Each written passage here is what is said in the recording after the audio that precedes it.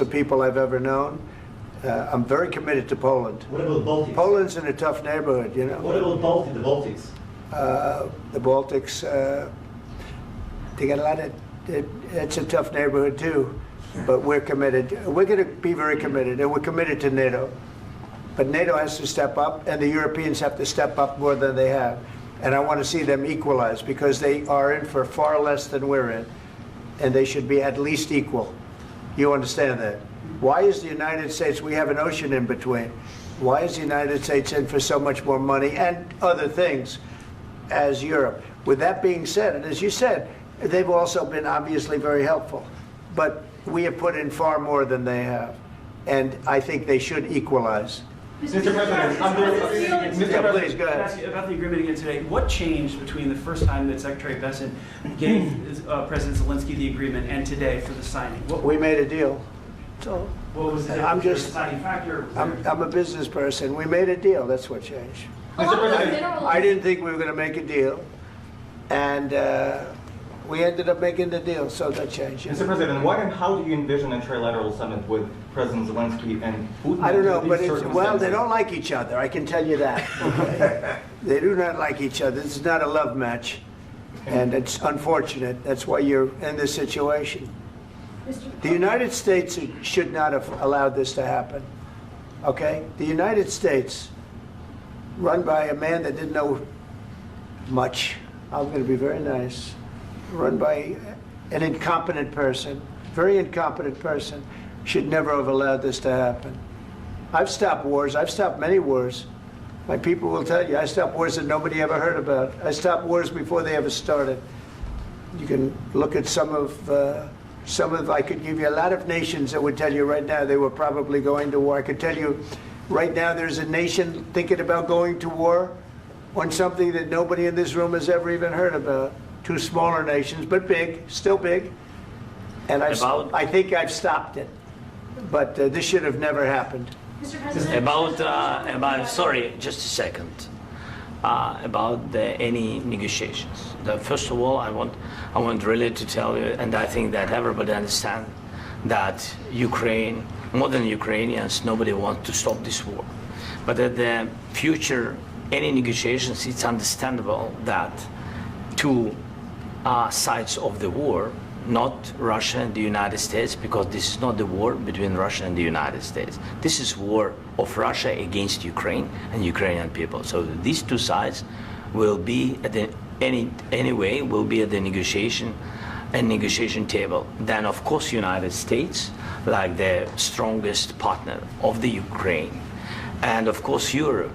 I think Europe is very important. I want to speak about it with the president. Yes, Europe is very important for us because we really defend Europe for today. All Europeans really recognize that we are defending the line, and they have real life, and our people are dying. That's why they helped us. And also, it's about the NATO. Yes, between, like the president said, you have big, nice ocean. Yes, between us. But if we will not stay, Russia will go further to Baltics and to Poland, by the way. But first to the Baltics. It's understandable for them because they've been in the USSR. You know, they've been one of the republics of the USSR, and Putin wants to bring them back to his empire. It's a fact. And when he will go there, if we will not stay, you will fight. Your American soldiers. It doesn't matter. Do you have ocean or not? Your soldiers will fight. Mr. President, would you be willing to visit Ukraine, maybe Kyiv or Odessa, which is known to be at the Riviera or Black Sea? It was my question. I'm sorry. I don't want to talk about Odessa now. Let's not talk about Odessa. I want to talk about making a deal, getting peace. We don't have to talk about Odessa, but a lot of cities have been destroyed. There are a lot of cities that are not recognizable. There's not a building standing. No. And a lot of things Mr. President, you have to come and to look. No. We have very good cities. Yes, a lot of things have been destroyed, but mostly cities alive, and people work, and children go to school. Sometimes it's very difficult. Sometimes closer to front line, children have to go to underground schools or online, but we live. Ukraine is fighting, and Ukraine lives. This is very important. And maybe it's Putin is sharing this information that he destroyed us. No, he lost 700,000 people, 700,000 soldiers. He lost everything. Yes. So, Mr. President, one more. I mentioned Poland. Please, go ahead. When did you last speak with President Putin, and what did he say that? A couple of days ago. And what did he tell you that gave you the assurance that he wanted peace? Well, that's what I do. My whole life is deals. I know pretty good, and I've known him for a long time. I've dealt with him for a long time. He had to suffer through the Russia hoax. You know, Russia was a hoax. It was all Biden. It was nothing to do with him. So he had to suffer through that, and he was able to do that. I think that he wants to make a deal, and he'd like to see it end. That's all I do. That's what I do. My whole life, that's what I do, is make deals. And I'm in the middle of a mess, because this is a real mess. It's a very dangerous one. If this doesn't get solved now, it's not going to get solved for a long time. So I hope we're going to get it solved. In the back, please. Thank you, Mr. President. Prime Minister Starmer claims repeatedly that his government believes in free speech and was not engaged in censorship. But his country's government arrests people for memes and thought crimes, and even more worrisome is pressuring American companies to censor Americans on its behalf. How can he be a reliable, trustworthy partner when he says things that are demonstrably false on such an important topic? Well, we actually spoke to him about that yesterday, and we thought they took it very, very much too far. JD was very strong on it. So was I.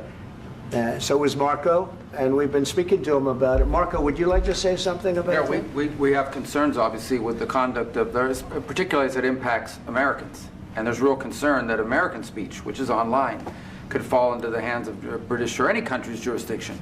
And so this is a point the Vice President made at Munich, and I think it's a very compelling one, that what unites us with Europe, as much as anything else, is these shared values, and one of them being free speech.